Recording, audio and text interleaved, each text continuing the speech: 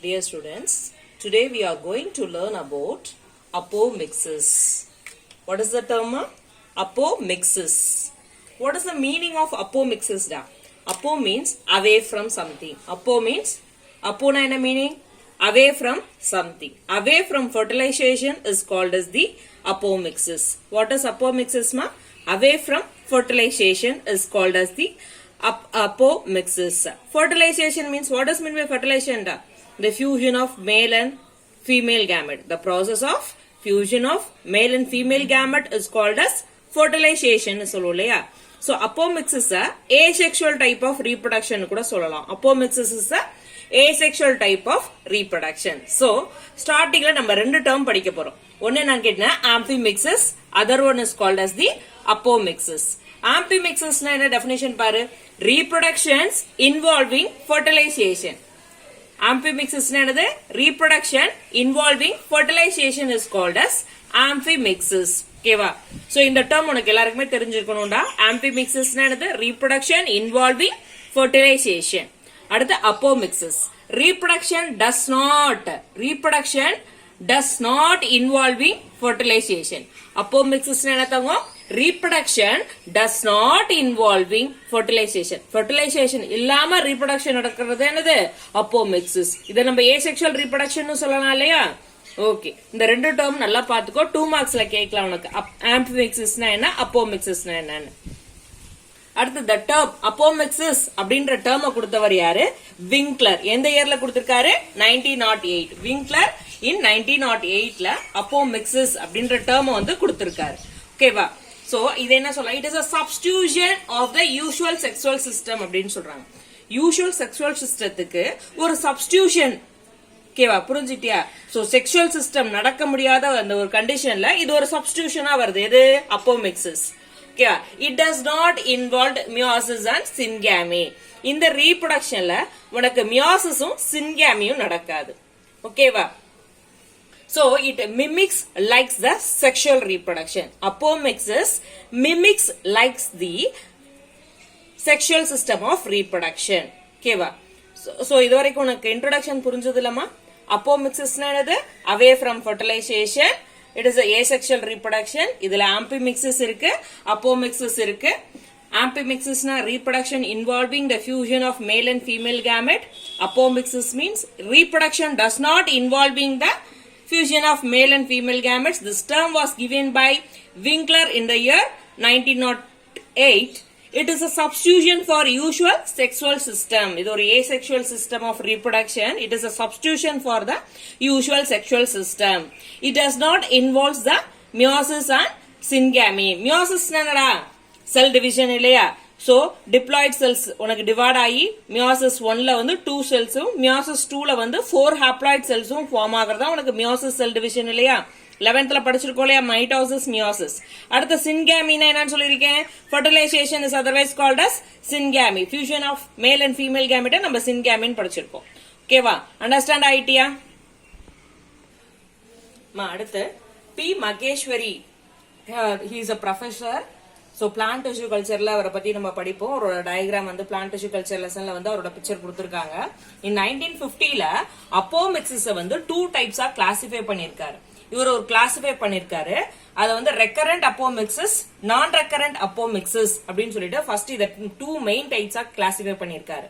recurrent apomixis commonly நடக்கிற apomixis வந்து காமனா நடக்கிறத, மோஸ்ட் ஃப்ரீக்வெண்டா நடக்கிறத நம்ம ரெக்கரண்ட் அப்போமிக்சிஸ் அப்படின்னு சொல்லலாம்.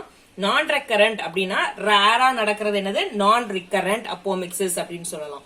ஓகேவா? ரெக்கரண்ட் அப்படின்ற ஃப்ரீக்வெண்டா நடக்கிறது எல்லாமே உனக்கு என்னது? Recurrent apomixis. நான் ரெக்கரண்ட் அப்படின்றது என்னன்னு பாத்தீங்கன்னா ரேரா உனக்கு நடக்கிறது வந்து நான் ரெக்கரண்ட். இன்னொரு ஒரு எக்ஸாம்பிள் நம்ம எப்படி சொல்லலாம் அப்படின்னு பாத்தீங்கன்னா, ரெக்கரண்ட் அப்படின்னா இப்போ வந்து ஒரு ப்ராசஸ் ஏசெக்சுவல் ரீப்ரொடக்ஷன் நடந்து அதுல உனக்கு சீட்ஸ் ஃபார்ம் ஆயிருச்சு. அந்த சீட்ஸ் நெக்ஸ்ட் ஜெனரேஷனுக்கு அது திரும்ப போகும் அப்படின்னா அது பேரு ரெக்கரண்ட். ஓகேவா? இப்ப நான் ரெக்கரண்ட் அப்படின்னு பாத்தீங்கன்னா ஒரு சீட்ஸ் வந்து ஹாப்ளாய்ட்ல இருந்து உனக்கு ஃபார்ம் ஆன அந்த சீட்ஸ் வந்து நெக்ஸ்ட் ஜெனரேஷன் அதால ஃபார்ம் பண்ண முடியாம இருக்கிறத நம்ம நான் ரெக்கரண்ட் அப்படின்னு சொல்லலாம். ரெக்கரண்ட்னா அடுத்தடுத்த ஜெனரேஷனுக்கு மூவ் ஆகுறத நம்ம ரெக்கரண்ட்னு சொல்லலாம். நான் ரெக்கரண்ட்னா ஒரு ஜெனரேஷன் முடிஞ்சு அதால அடுத்த ஜெனரேஷனுக்கு போக முடியாது. சோ ரெக்கரண்ட்ல வந்து 2 டைப்ஸ் கொடுத்திருக்காங்க. ஒன்னு vegetative, second one is the agamospermy அப்படின்னு சொல்லி கொடுத்திருக்காங்க. வெஜிடேட்டிவ் நம்மளுக்கு நல்லாவே தெரியும். வெஜிடேட்டிவ் ரீப்ரொடக்ஷன் நம்ம படிச்சிருக்கோம் இல்லையா, ஆல்ரெடி லெசனோட ஸ்டார்டிங்லேயே நம்ம பார்த்திருக்கோம். அடுத்து அகமோஸ்பெர்மி அப்படின்னு பாத்தீங்கன்னா டிப்ளாய்டு மைக்ரோஸ்போர் மதர் செல்ல இருந்து உனக்கு எம்பிரியோ சாக் ஃபார்ம் ஆகுறதா என்னது அகமோஸ்பெர்மி.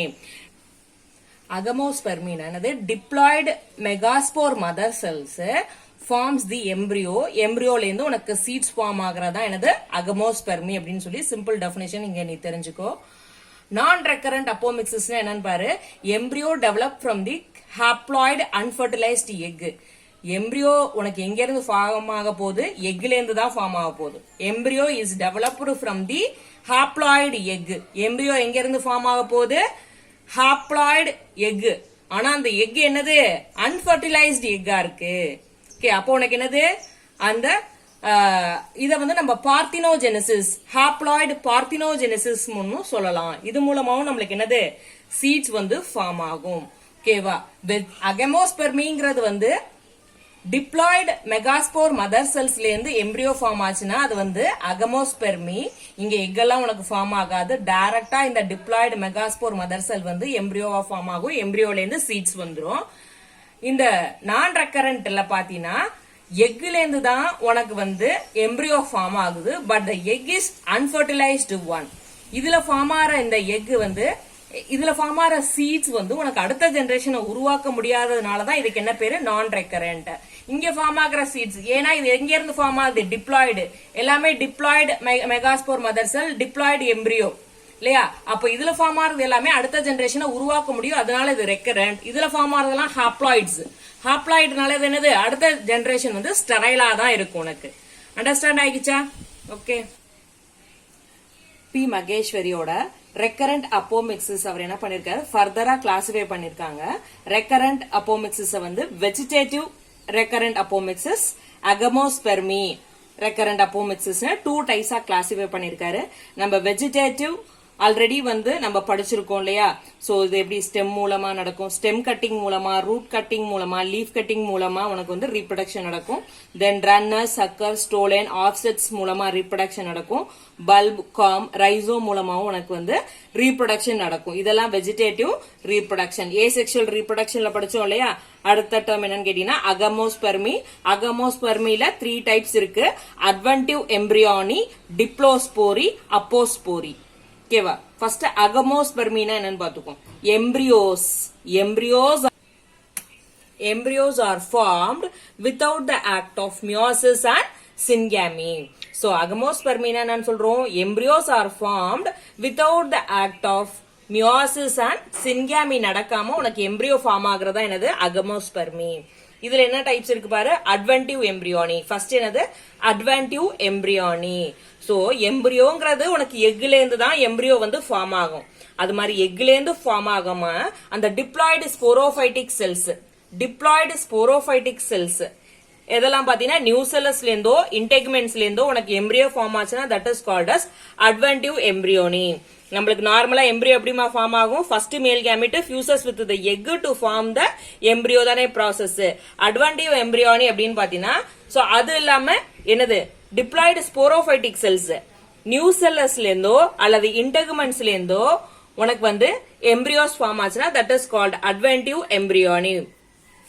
சோ இத வந்து ஸ்போரோஃபைட்டிக் பட்டிங் அப்படின்னு சொல்லலாம். இது எப்படி சொல்லலாம், ஏன்னா இதுல கேமெட்ஸ் வந்து உனக்கு ஃபார்மே ஆகல இல்லையா, அதனால இது என்னன்னு சொல்றான் ஸ்போரோஃபைட்டிக் பட்டிங் அப்படின்னு சொல்றான்.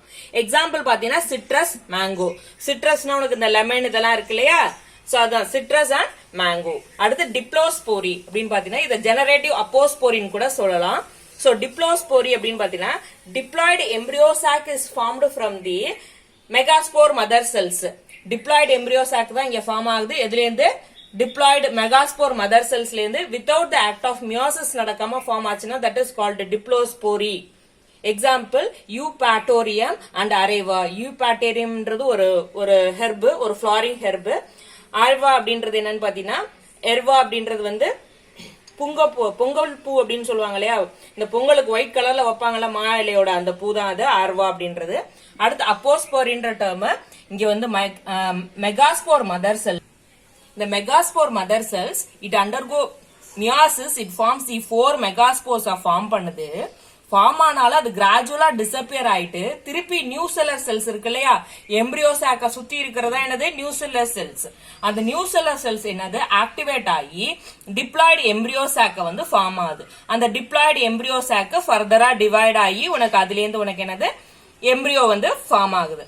அந்த எம்பிரியோ வந்து ஃபர்தர் டிவிஷன் நடந்து உனக்கு சீட்ஸ் வந்து ஃபார்ம் ஆகுது. ஓகேவா? சோ இந்த அப்போமிக்சிஸ்லயும் உனக்கு சீட்ஸ் வந்து ஃபார்ம் ஆகும், பார்த்தினோகார்பிலையும் உனக்கு வந்து சீட்ஸ் வந்து ஃபார்ம் ஆகும்.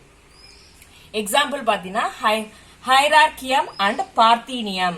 ஹைரார்கியம் அப்படின்றது அது ஒரு ஹெர்ப் தான், பார்த்தீனியம் அப்படின்றது அது ஒரு ஹெர்ப் தான். இதெல்லாம் வீட்ஸ் தான், இது ரெண்டுமே என்னது வீட் பிளான்ட் தான். ஓகேமா? இப்போ இதுல உள்ள டேர்ம்ஸ் எல்லாமே புரிஞ்சா, அகமோஸ்பெர்மினா என்னது அட்வென்டிவ் எம்பிரியானி இருக்கு, டிப்ளோஸ்போரி இருக்கு, அப்போஸ்போரி இருக்கு.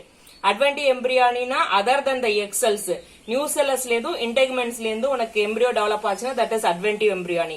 டிப்ளோஸ்போரி அப்படின்னா எம்பிரியோ சாக் வந்து டைரக்டா டிப்ளாய்டு மெகாஸ்போர் மதர் செல்ஸ்ல இருந்து ஃபார்ம் ஆகுது. அந்த மெகாஸ்போர் மதர் செல் இருக்கு இல்லையா, நியூசெல்லஸ்ல இருக்கு இல்லையா, மெகாஸ்போர் மதர் செல்லு டைரக்டா உனக்கு வந்து எம்பிரியோவை ஃபார்ம் பண்ணுச்சுன்னா அது என்னது டிப்ளோஸ்போரி. அதே அப்போஸ்போரி அப்படின்றது இது நார்மலா மியாசிஸ் டிவிஷன் எல்லாமே நடந்து டிசப்பியர் ஆயிட்டு திருப்பி நியூசெல்லர் செல்ஸ் ஆக்டிவேட் ஆகி அதுல இருந்து உனக்கு அந்த டிப்ளாய்டு செல்ஸ் டிப்ளாய்டு எம்பிரியோஸ் வந்து ஃபார்ம் ஆகும். அந்த டிப்ளாய்டு எம்பிரியோஸ் ஃபர்தரா டிவைட் ஆகி உனக்கு சீட்ஸ் வந்து ஃபார்ம் ஆகும். எக்ஸாம்பிள் பாத்தீங்கன்னா ஹைரார்கியம் அண்ட் பார்த்தீனியம்.